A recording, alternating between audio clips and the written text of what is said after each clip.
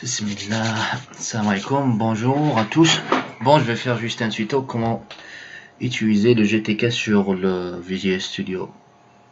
Bon, premièrement, c'est facile, j'ai déjà programmé le projet, vous devez juste le réutiliser. Bon, pour savoir comment j'ai fait tout ça, je vais faire le lien en bas pour savoir toute la démarche. C'est un peu très longue la démarche, mais bon, vous téléchargez juste le projet, c'est déjà programmé, vous l'utilisez. Et après, c'est quoi? C'est télécharger le GTK, le bundle. Et après, ajouter une variable d'environnement. Bon, on va faire tout ça. On va commencer premièrement par télécharger le GTK. Je vais fournir ce lien dans la description. Bon, on télécharge la version 32 bits. Un instant pour qu'il se télécharge.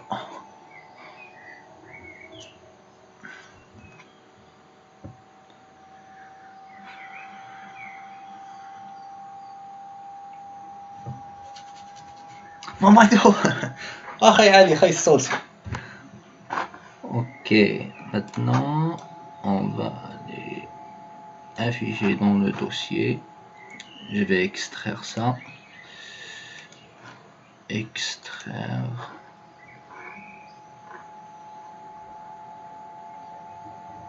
Ah, ça va prendre du temps. C'est quoi ça? Pourquoi ça c'est long?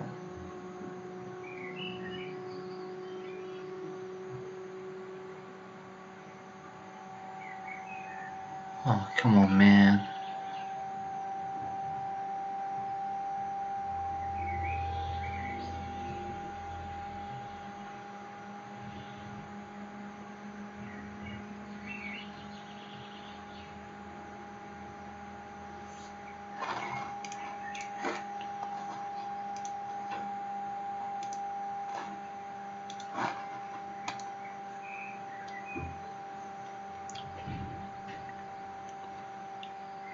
Ça va. Maintenant le GTK est décompressé. Je vais voir.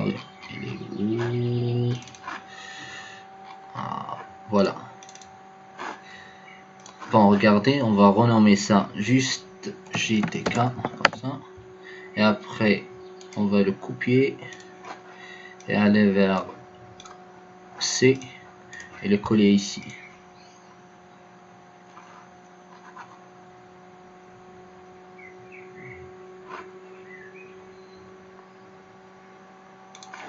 Voilà, j'ai parti sur le C drive, C, et après je l'ai collé ici, voilà. Bon, après ça, on va ajouter une variable d'environnement. Comment faire ça? C'est juste un clic ici, un clic sur TSPC, propriétés et Advanced System Setting. Et après, on va aller à environnement de variable d'environnement. Et ici, on part vers Path, double-clic ici. Ça y est, vous venez ici, vous ajoutez ça. Il est sur, comme c'est mentionné ici, sur le drive C, un anti-slash GTK, et après on introduit le répertoire bin. C'est le répertoire des exécutables qui se trouve dans celui-ci. Bon, ça y est. C'est GTK. Faire un... Oui, c'est qui? Un instant. Ok. Ça y est, faire un OK ici. OK. Oui. Ouais, ça va bien? Ça va. Oui, un instant.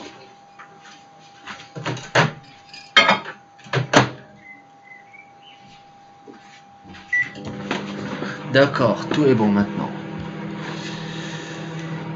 Maintenant, on va retourner pour télécharger le projet. Le projet, je vais fournir le lien de projet. Je l'ai fait sur le Google Drive. Bon, c'est ça le lien. Vous allez juste cliquer sur le lien. Vous allez à cette page, un clic sur télécharger ici.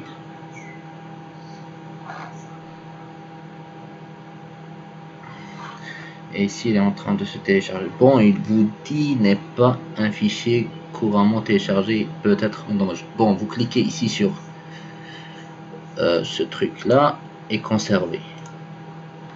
Voilà, notre fichier est conservé. Je vais aller voir il est où. Voilà, GTK VS 2013. Je vais le copier, je vais le mettre en bureau.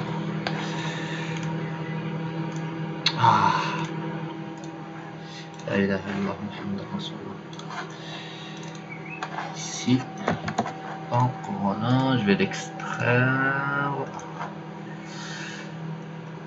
Ok, voilà mon projet. Bon, ce projet il marche très bien avec Visual Studio 2013. Sinon, si vous avez une autre version, je vais vous montrer comment faire le changement.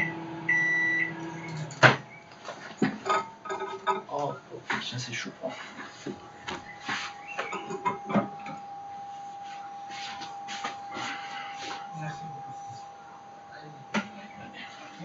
Avec plaisir. Ok, on était où? Ok, je vais lancer le projet. Bon, moi je suis sur Visual Studio 2012. Alors, si vous avez une autre version que 2013, vous devez faire ce changement. Si un message est affiché, vous faites juste OK, OK, tout OK. Bon, si vous avez une version autre que 2013, vous partez dans propriété du projet et après dans plateforme toolset. Ça c'est 120, version 120 c'est Visual 2013.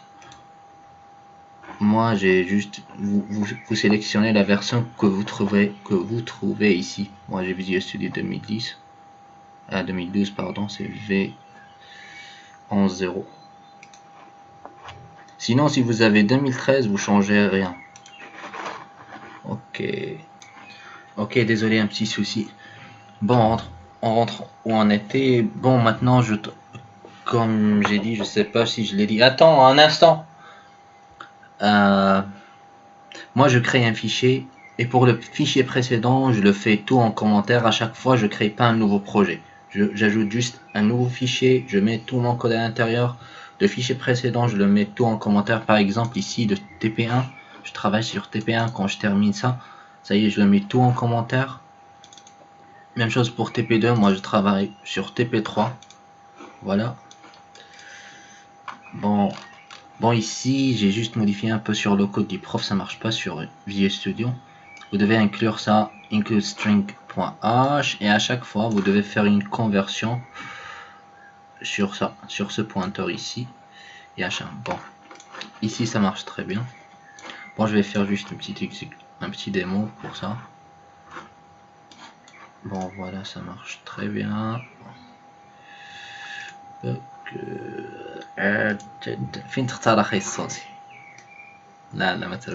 Ok, ça va, tout est bon. Bon, si je veux exécuter un autre fichier, je mets CTRL A pour sélectionner tout, mets ça en commentaire. TP2, je rentre ici, CTRL A pour sélectionner tout, enlever le commentaire et démarrer ça. Qu'est-ce qui se passe ici? Syntax missing before. Ah, c'est un souci ici de commentaire. Pensez. C'est comme tout ça. Ok, c'est juste le slash des commentaires, je l'ai oublié. Ah, Mamadou l'a oublié. Bon, ça marche très bien. Ok, ça c'est pour le TP2. Bon, je vais remettre tout en commentaire. Pour le TP1, CTRL A, supprimer les commentaires. Attends, Mamadou, un instant, je viens. Ok, ça aussi, ça marche très bien. Bon, c'est tout. Si vous voulez créer un nouveau fichier, c'est juste ici. Bon, vous mettez tout en commentaire premièrement. Clic droit, add new item, nouveau fichier et un fichier source. Si je sais pas, vous allez faire l'examen. exemple 1. Voilà, il est ici. Et maintenant vous copiez votre, ici vous tapez votre code, je sais pas, dièse include.